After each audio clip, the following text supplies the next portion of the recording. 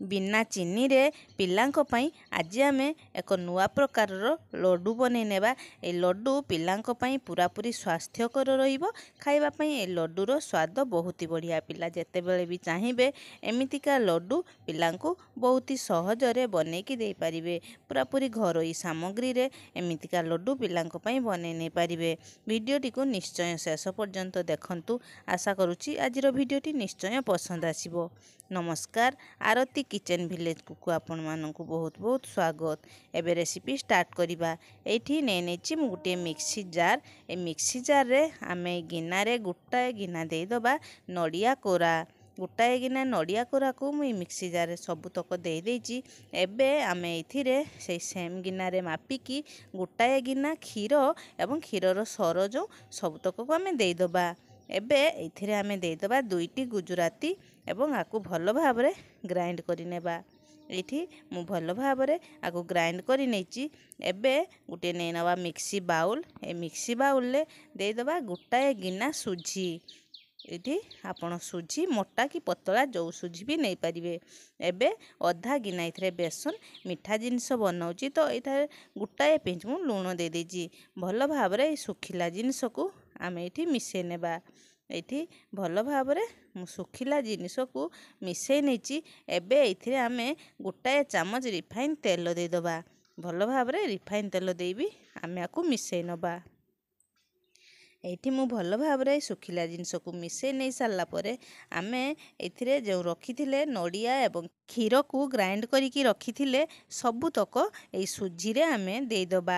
एठी आमे हाथ रे आकु भल भाबरे चकटी नेबा। जेमिति आमे अटार डो बनै थाउ अटार डो ठू आ टिके आकु नरम करिकी आमे बनेबा। जेहेतु एथिरे सुजी अछि तो सुजी पानी टाणी नेबो आउ ए सुखिला हे जिवो तो आकु टिके आमे नरम करिकी चकटी नेबा। एठी मु टिके नरम करिकी चकटिकी नउची। एमिति होईची आउ टिके आकु आमे चकटी नेबा। ताहले जानी परिबा कि ये सुखिला हे जिवो कि ये नरम हे जिवो। बंधुगण आजिर भिडियोटी आपण मानकु पसंद आसिले प्लीज मो चैनल को लाइक करिवे एवं सब्सक्राइब करिवे एवं पाखरे थिबा बेल को निश्चय दबेइबे। ताहले मोर नुआ नुआ भिडियो सर्वप्रथमे आपण मानक पाखरे पहुंची जिवो। एठी मोर टिके टाण हो जाइथिला तो आउ गुटाए चामच एथिरे क्षीर देई आकु भल भाबरे मु आकु चकटी नेछि। बहुत बढ़िया से ये नरम करिकी एमती चकटी नेछि। आकु आमे ढांकुणी देई रेस्ट रे छाड़ी देबा 10 मिनिट पई। 10 मिनिट रे ये बहुत बढ़िया से सेट हे जिवो आउ एक्स्ट्रा पानी सुजी भी हमरो टाणी नेबो। एबे आमे जिबा नेक्स्ट स्टेप को। एठी मु गैस रे गोटाए पैन बसे देछि। पैन गरम हे गला परे एथिरे आमे देई दबा 3 रु 4 चामच धळा राशि। धळा राशि को आमे हल्का आंच रे भल भाबरे आकु आमे भाजी नेबा 2 रु 3 मिनिट पई। एमिति राशि रो कलर चेंज हेबनी किंतु बहुत बढ़िया से राशि हमरो भाजी जिवो। भल भाबरे भाजी हे गलानी आकु बाहर कर नेछि गुटाए प्लेट को। एबे गैस रे गुटाए चामच दे देछि घियो। मैं एठी किछि ड्राई फ्रूट नेछि। ड्राई फ्रूट को एथिरे देई देबी। भल भाबरे आकु आमे भाजी नेबा। आपण जो भी ड्राई फ्रूट नै पारिबे। एठी मु नेछि काजू पिस्ता आलमंड ए सब नेछि तो आकु भल भाबरे आमे भाजी नेबा। एठी भल भाबरे भाजी नेछि मु। एबे आमे जो रखिथिले सुजी को गुळेई की रखिथिले सुजी भी बहुत बढ़िया से टिके सेट हे जाइछि सुखिला हे जाइछि। पानी भल भाबरे टाणी नेछि। एबे आकु आमे आउ टिके एमिति चकटी नेबा। बहुत बढ़िया से ये अटार डो भलिया हे जाइछि। एबे मु एठी नै नेछि गुटाए सुजीर पैकेट। ए सुजीर पैकेट रे आमे अल्प टिके खाली एमिति तेल लगेई नेबा। तेल नगेई से नै सारला परे आमे जो ए जो सुजी को आमे अटार गुली भलिया बने की रखिथिले एमिति अल्प एथरु गुटाए गुली नै नबा एवं ए सुजीर पैकेट ऊपर एमिति हाथ रे चापी चापी टिके आकु पतला कर नेबा। एठी मु आकु भल भाबरे एमिति टिके पतला करिकी नै निछि। एबे आमे जो गैस रो पैन बसे देइथिले पैन भी भल भाबरे हमरो गरम हे जाइछि। एथिरे आमे ए जो सुजीर ए जो रुटी भलिया हेछि आकु आमे बाहर करी ए पैन रे आमे देई दबा। गुटाए पाख साइड हे गला परे आकु आमे उलटाई नेबा। ये भांगी गले भी किछि भी असुविधा नहीं तो आगो को आकु आमे भांगी नेबा। जेहेतु आमे लड्डू बनेबा तो भांगी नेबा आकु। एमिति आकु आमे सबुतक एमिति ए चटू साहाय्य रे आकु भल भाबरे आमे आकु भांगी भांगी नेबा। ताहले ये भाजिला बेले ଭଲ ଭାବରେ ये क्रिस्पी ହେଇ ଭାଜିଯିବ। ଏଠି ମୁଁ ଭଲ ଭାବରେ ଆକୁ ଭାଙ୍ଗିକି ଏମିତି ଭାଙ୍ଗି ନେଇଛି। ତ ଏବେ ଆମେ ଏଥିରେ ଗୋଟାଏ ଚାମଚ ଦେଇଦେବା ରିଫାଇନ୍ ତେଲ। ରିଫାଇନ୍ ତେଲ ଦେଇ ଭଲ ଭାବରେ ଆକୁ ଓଲଟାଇ ପୁଲଟାଇ ଭଲ ଭାବରେ କ୍ରିସ୍ପି ହେଲା ପର୍ଯ୍ୟନ୍ତ ଭାଜି ନେବା। ଏଠି ମୁଁ ଭଲ ଭାବରେ କ୍ରିସ୍ପି ହେଲା ପର୍ଯ୍ୟନ୍ତ এই ସବୁ ଜିନିଷକୁ ଭାଜି ନେବି। ଆଉ ଗୋଟାଏ ଚାମଚ ଏଥିରେ ତେଲ ଦେଇଦେବା। ଭଲ ଭାବରେ ଆକୁ ଆମେ ଭାଜି ନେବା। ଏଠି ଭଲ ଭାବରେ ଆମର ଏଇ ସବୁତକ ଭାଜି ହେଇଗଲାଣି। ଏବେ ଆକୁ ଗୋଟାଏ ପ୍ଲେଟ୍କୁ ବାହାର କରି ଟିକିଏ ଆକୁ ଥଣ୍ଡା କରିନେବା।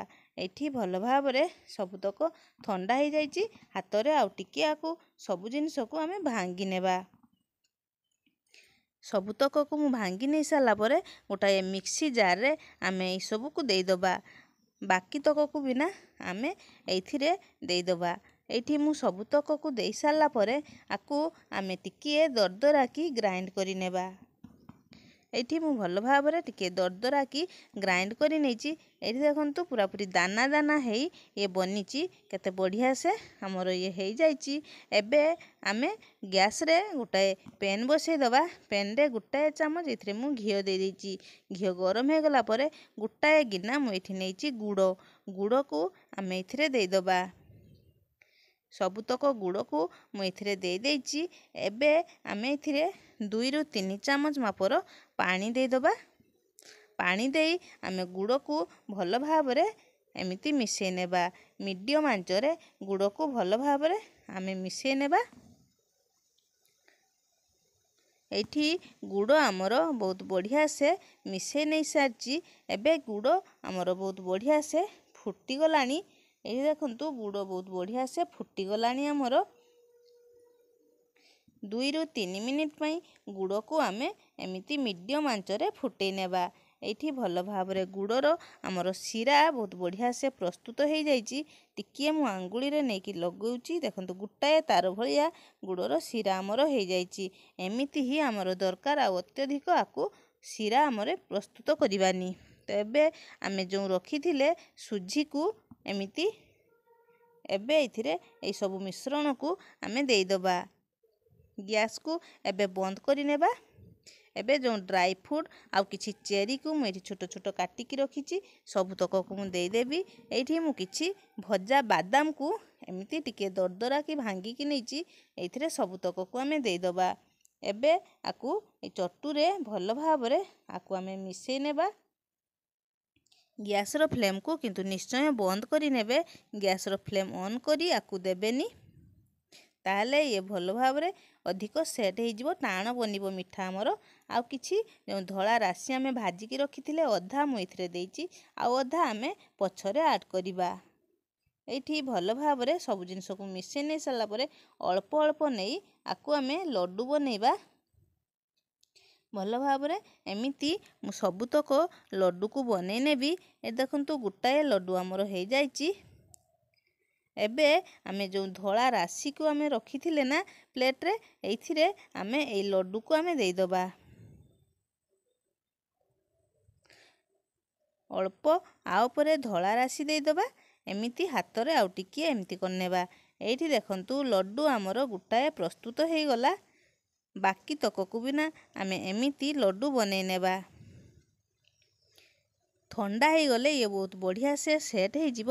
ଏବେ ଯେହେତୁ ଗରମ ଅଛି ତ ଇଏ ଟିକିଏ ନରମ ଅଛି।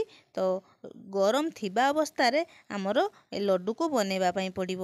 ସବୁତକ ଲଡ଼ୁକୁ ଆମେ ଏମିତି ହିଁ ବନେଇ ନେବା। ଏଇଠି ସବୁତକ ଲଡ଼ୁ ମୁଁ ବନେଇ ନେଇଛି। ସବୁତକ ଲଡ଼ୁ ବନେଇ ନେଇ ସାରି ମୁଁ ଗୋଟାଏ ପ୍ଲେଟ୍ରେ ଆକୁ ସଜେଇକି ରଖିଦେଇଛି। ଲଡ଼ୁ ଆମର କେତେ ସୁନ୍ଦର ଦେଖାଯାଉଛି ଆପଣମାନେ ଦେଖିକି ତ ନିଶ୍ଚୟ ଜାଣିପାରୁଥିବେ। ଏମିତିକା ଲଡ଼ୁ ଆପଣମାନେ ଥରୁଟିଏ ଘରେ ବନାନ୍ତୁ। ପିଲାଙ୍କ ପାଇଁ ପୁରାପୁରି ହେଲ୍ଦି ରହିବ। ପିଲାମାନେ ଖାଇବା ପାଇଁ ଏ ଲଡ଼ୁକୁ ବହୁତ ହି ପସନ୍ଦ କରିବେ। ଆଜିର ଭିଡ଼ିଓଟି ଆପଣମାନଙ୍କୁ କେମିତି ଲାଗିଲା ନିଶ୍ଚୟ ମୋତେ କମେଣ୍ଟରେ ଜଣେଇବେ।